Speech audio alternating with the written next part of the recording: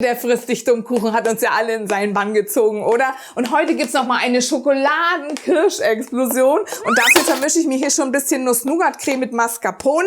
Und dann brauchen wir auch schon gleich unser Dorteringle, ne? Und das legen wir uns hier drum und stellen es auf 24 cm ein. Jetzt kommt schon die Nuss-Nougat-Creme drauf und dann können wir es richtig schön verstreichen.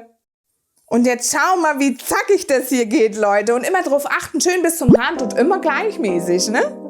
Und jetzt ab damit in den Kühlschrank. Und weil es so super schnell geht, machen wir uns schon gleich den Kirschpudding. Und dafür habe ich mir hier schon mal 2 Gläser Kirschen abgesiebt und habe das Wasser aufgehoben, den Kirschsaft, ne?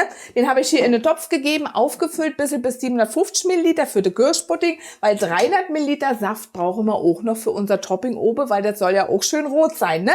Und dazu geben wir jetzt erstmal ein bisschen Tortenguss und Zucker mit in den Topf und verrühren alles und kochen es auf.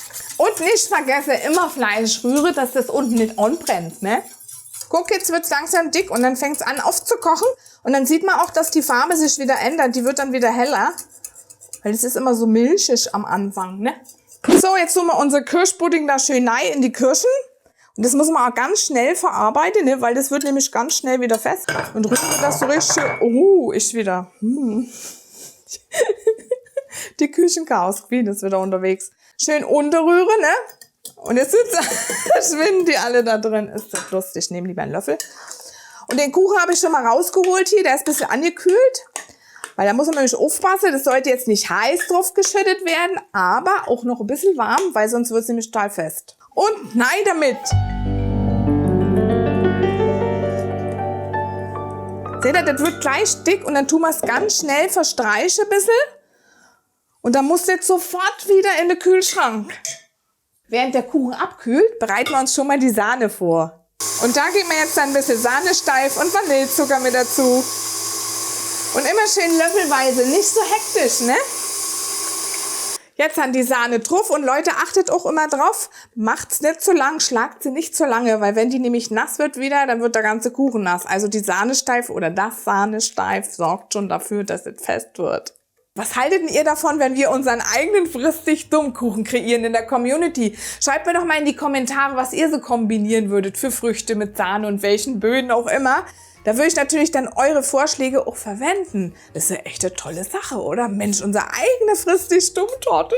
Und schaut doch, dass es hier an der Seite immer schön abschließt und gerade ist. Dafür nehme ich immer so eine kleine Winkelpalette, die verlinke ich euch nochmal unten in der Infobox, damit es auch oben schön glatt wird am Ende. Und damit sich die letzte Schicht nicht mit der Sahne verbindet, tue ich hier immer oben am Rand noch die Sahne so ein bisschen wegnehmen, weil das schaut nämlich nicht schön aus, weil die kommt nämlich auch gleich. So, die Sahne hätten wir schon platziert. Ne? Jetzt kommt dann unser Topping oben drauf, das auch so richtig schön rot ist. Dafür haben wir uns ja noch ein bisschen Kirschsaft aufgehoben. Ne? Und da kommt dann tatsächlich Soßenpulver ohne Kochen rein. Dessertsoße ist das, weil ihr habt ja im letzten Kuchen schon immer reingeschrieben, das wird zu dick, die Soße wird zu dick. Die muss auch dick sein. Ihr müsst ganz schnell arbeiten und das oben drauf tragen, weil beim Schneiden dürft ihr ja nicht am Kuchen lang runterlaufen.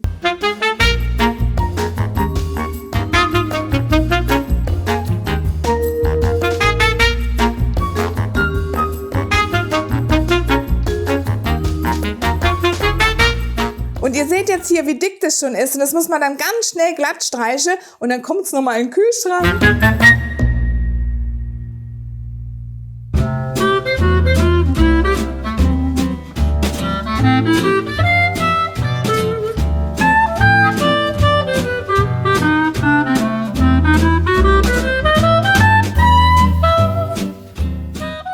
Was für eine Kirschschokoladenexplosion, Leute. Und ich freue mich jetzt auf eure Kommentare für unsere nächste gemeinsame Version. Ich bedanke mich fürs Zuschauen. Ciao, macht's gut.